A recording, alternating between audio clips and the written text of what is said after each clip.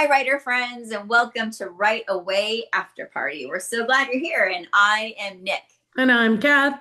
and we are going to talk about the new versus old, and not us, not people. Well, it might have something to do with that. I mean, I am old, and this is new.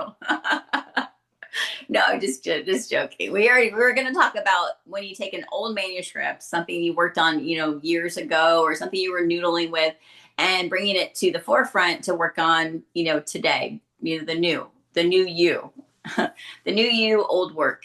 And how do you incorporate that? Like, how do you take a piece that you've written so long ago when you didn't really have a lot of craft, didn't have a lot of technique, and now you have all this knowledge, and instead of just scrapping it and starting from the beginning, like, how do you incorporate and fold in all your new techniques, your new voice, your new style, your new way of punctuation? Maybe the M dash is so popular.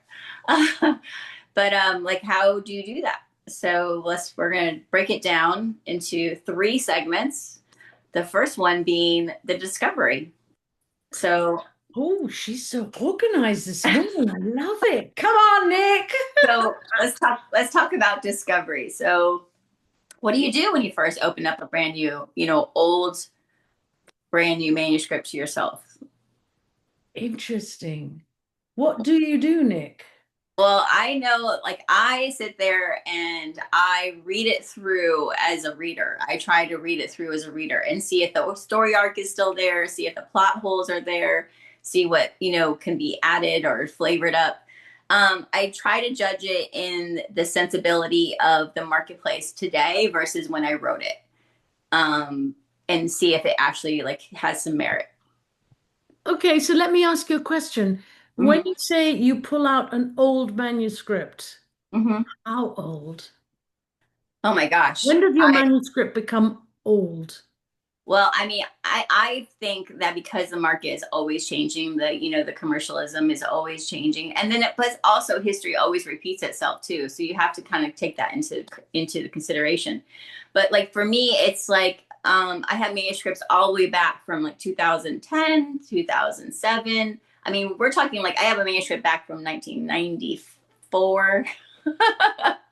I don't know if that one will ever see the light of day again because that literally was just like me doodling. But there is one manuscript. There's one manuscript that I've been wanting. It's kind of like sitting in the back of my head.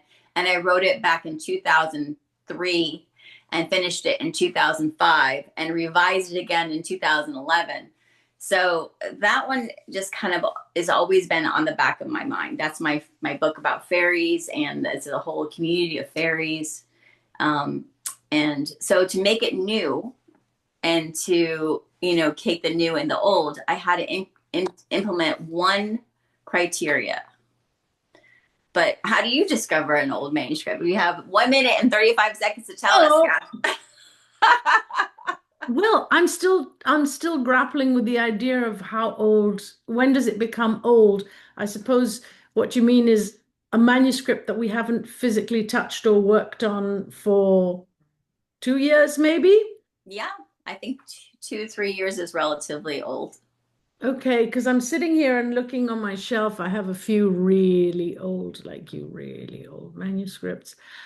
I'll just say that it's very funny you brought up this topic today because when was it? Yesterday morning, maybe yesterday or the day before, I was sitting in the hot tub and just thinking about old stories that I've written and thinking, I kind of want to go back to that Mm. and see what it might have, if anything left, you know, Yeah, any exactly. bits of worth left. Yeah. So I guess that's the first part. You've got to go and rummage around in your stuff, whether you keep it physical or electronically on a flash drive or in your computer. Always make a backup, my friends. Always make a backup. Okay. So that then you can play and do this. Right. I always That's it for email it. today. Yeah. Sorry. I said I always email it to myself, so it's always in my email. There All you right, go. everyone. So part one was discovery, and stay tuned for part two. All right, my dears. See you in a minute. All right, that was good. Yeah, but wait.